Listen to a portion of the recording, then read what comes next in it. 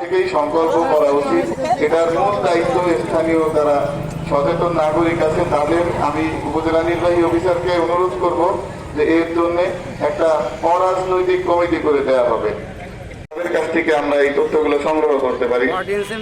এখন আমি যেই কথাগুলো বললাম এটার দায় দায়িত্ব স্থানীয় সুধীজনের, স্থানীয় সচেতন নাগরিকের।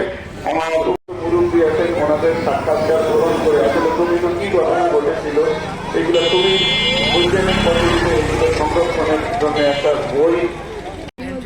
তেরশ্রী গণহত্যা দিবস উপলক্ষে আয়োজিত আজকের অনুষ্ঠানের সভাপতি, এই এলাকার এবং মানিকগঞ্জ জেলার অন্যান্য অঞ্চল থেকে আগত বীর মুক্তিযোদ্ধাগণ,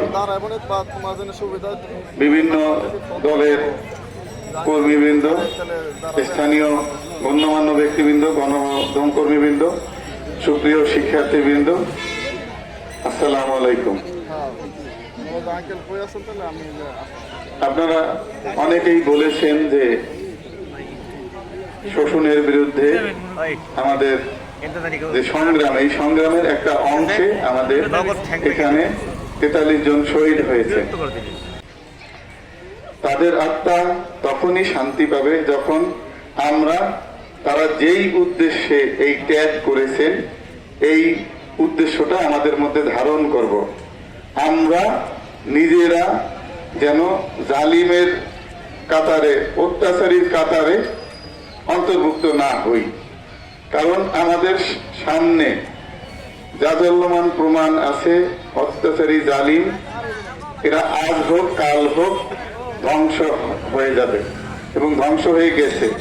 আজ হোক কাল হোক, আজকে আমি অত্যাচার করব, আমি ভাবতেছি যে আমি মনে হয় বেঁচে গেছি। ছাত্র জনতার আন্দোলনের মাধ্যমে যে স্বাধীনতাটাকে আবার আমরা অর্জন করেছি, আমরা যেন সে স্বাধীনতাটাকে ধরে রাখতে পারি এবং তার মাধ্যমে যেন আমাদের এই বিজয়টাকে যেন আমরা সুশৃঙ্খল রাখতে পারি, সেই দৃষ্টি সবাইকে অনুরোধ করছি।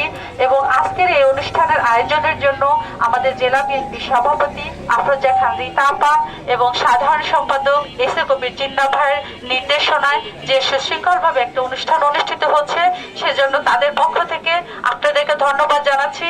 এবং তারা সময়ের কারণে এখানে উপস্থিত হতে পারেন নাই, সেজন্য তারা দুঃখ প্রকাশ করেছেন। সম্মানিত সভাপতি জনাব আমিনুল ইসলাম, উপজেলা নির্বাহী অফিসার, হেওর মানিকগঞ্জ।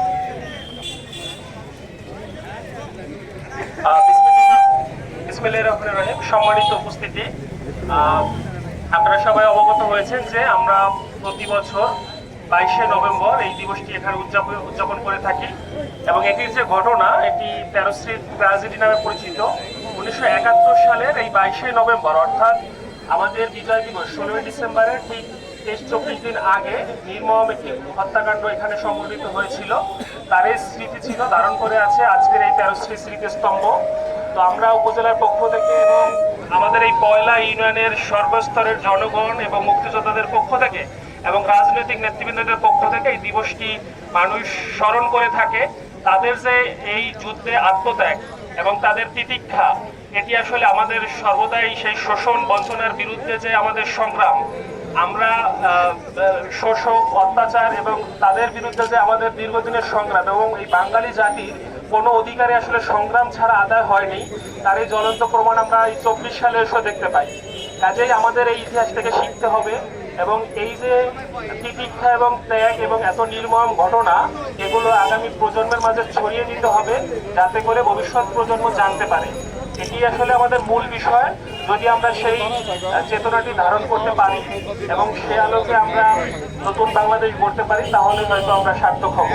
আর এখানে যে শহীদ পরিবার যারা নিহত হয়েছিলেন 43 জন এবং আরো অজ্ঞাত কয়েকজন রয়েছেন, তাদের যে পরিবারগুলো রয়েছে সেই পরিবার যাতে রাষ্ট্রীয় বিভিন্ন সুযোগ সুবিধা বা সরকারের পক্ষ থেকে প্রদত্ত সুযোগ সুবিধাগুলো যথাযথভাবে পেতে পারে, সেজন্য জেলা প্রশাসন এবং উপজেলা প্রশাসন সর্বাত্মক সহযোগিতা করবে এবং সর্বদা সদস্য থেকে কাজগুলো সম্পাদন করবেন। এখানে আপনাদের একটি দাবি রয়েছে যে এই 13 স্ট্রিট ট্র্যাজেডি যেটি ঘটেছিল গণহত্যা, তার স্মৃতিচিহ্ন সংরক্ষণ করার জন্য একটি লাইব্রেরি করা অথবা জাদুঘর করা। আমাদের পাশেই যেহেতু 13 স্ট্রিট কলেজ রয়েছে, আমরা এটা নিয়ে অলরেডি চিন্তা ভাবনাও করেছি যে এই কলেজে আমাদের হয়তো কোনো স্থাপনা করে অথবা এক্সিস্টিং যে অবকাঠামো রয়েছে সেখানে সংস্কার বা মেরামত করে আমরা এই স্মৃতিচিহ্ন সংরক্ষণ করার যাবতীয় উদ্যোগ হয়তো ইনশাল্লাহ গ্রহণ করব। সে ব্যাপারে আমাদের ডিসি স্যার এখানে রয়েছেন, আপনাদেরকে বলবেন। তো মূল কথা হচ্ছে আমাদের সেই 22শে নভেম্বর যেই গণহত্যাটি সংঘটিত হয়েছিল সেটি আমাদের স্মরণে রাখতে হবে এবং যেই জুলুম, নির্যাতন, অত্যাচার এবং শোষণ বঞ্চনার বিরুদ্ধে তাদের এই আত্মত্যাগ সেটিও আমাদের ধারণ করতে হবে, যাতে আমরা আগামীতে নতুন বাংলাদেশ বিনির্মাণ করতে পারি। এই আশাবাদ ব্যক্ত করছি এবং পাশাপাশি যারা নিহত হয়েছে সেই সমস্ত নিহত শহীদরা এবং তাদের পরিবারদের আমি আত্মার মাগফিরাত কামনা করছি। আপনারা যারা এখানে এসেছেন এবং আয়োজনে যারা ছিলেন, আমি সবাইকেই উপজেলা প্রশাসনের পক্ষ থেকে ধন্যবাদ জ্ঞাপন করছি। পাশাপাশি আজকের এই আলোচনা সভা এখানে সমাপ্তি ঘোষণা করছি।